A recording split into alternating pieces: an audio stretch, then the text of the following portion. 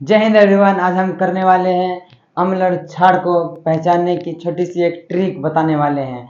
इसलिए हम अगर आप किसी क्लास के स्टूडेंट अर्थात 10th और 12th के बच्चे को आप अगर किसी कंपाउंड को देखकर पूछेंगे कि ये अम्ल है या क्षार, वो नहीं बता पाएंगे। इसलिए हम आज लाए हैं कुछ ऐसे ट्रिक जिसे देखकर आप किसी कंपाउंड को आप बता सकते हैं कि वो अम्ल है या क्षार।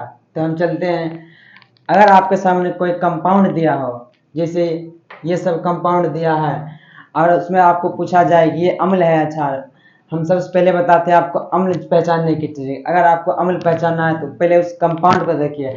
अगर उस कंपाउंड के शुरू में H अर्थात हाइड्रोजन है, समझ जाइएगा वो एक अम्ल है। जैसे हमने लिखा H2SO4, H2SO3, HNO3, HI, HBr, HCl, HF, H2CO3, HNO2, H3PO2, H3PO3, H3PO4 अर्थात इसके आगे में सब में हाइड्रोजन है, इसलिए ये एक अम्ल है। कुछ एक्सेप्शन भी होते हैं।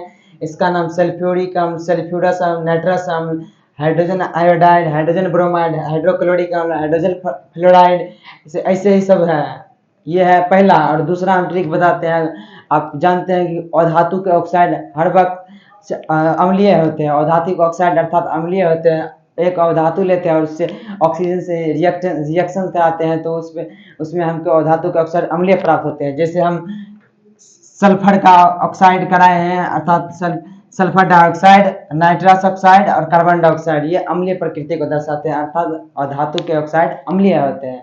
और तीसरा ट्रिक हम बताने वाले हैं। अगर किसी कंपाउंड के अंत में आपको COOH दिखाई दे, वो 100% आपको अम्ल ही दिखाई देगा। जैसे CH3COOH, HCOOH, C2H5COOH, C3H7COOH। अब हम करने वाले हैं क्षार के बारे में। क्षार को जानने का ट्रिक है।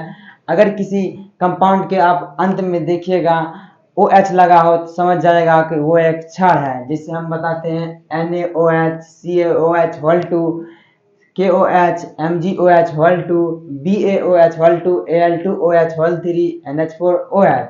और दूसरा ट्रिक हम बताते हैं कि आप जानते होंगे कि धातु के ऑक्साइड हर वक्त क्षारीय होते हैं। धातु के ऑक्साइड अर्थात धातु का ऑक्सीजन साथ रिएक्शन कराने पर वो क्षारीय बन जाते हैं। अर्थात धातु के ऑक्साइड धातु जैसे हम लेते हैं कैल्शियम का ऑक्सीजन के साथ कराएं, calcium oxide, aluminium oxide, magnesium oxide, sodium oxide, potassium oxide, chromium oxide, manganese oxide अर्थात CaO, Al2O3, MgO, Na2O, KO2, Cr2O3, MnO4।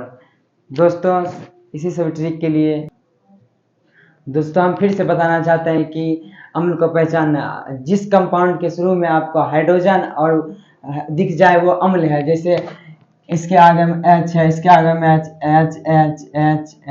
H hydrogen hydrogen hydrogen hydrogen hydrogen. जिस कंपाउंड के शुरू में आपको हाइड्रोजन दिख जाए वो अम्लीय है। और अधातु के ऑक्साइड अम्लीय होते हैं। अधातु अर्थात sulphur nitrogen oxide, sulphur nitrogen oxide ये अधातु है और इसके ऑक्साइड भी अम्लीय ही होंगे, इसलिए एक अम्ल है। और जिस कंपाउंड के अंत में COOH दिख जाए आपको, वो भी एक अम्ल है। जैसे COOH, COOH, COOH, COOH। अब क्षारीय में जाते हैं।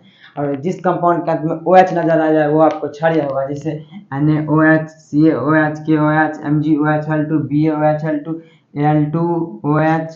और अब ये भी पता होगा कि आपको धातु के ऑक्साइड क्षारीय होते हैं। धातु कैल्शियम के ऑक्साइड, एल्युमिनियम के ऑक्साइड, मैग्नीशियम के ऑक्साइड, सोडियम के ऑक्साइड, पोटेशियम के ऑक्साइड, क्रोमियम के ऑक्साइड और मैग्नीशियम के ऑक्साइड। जय हिंद।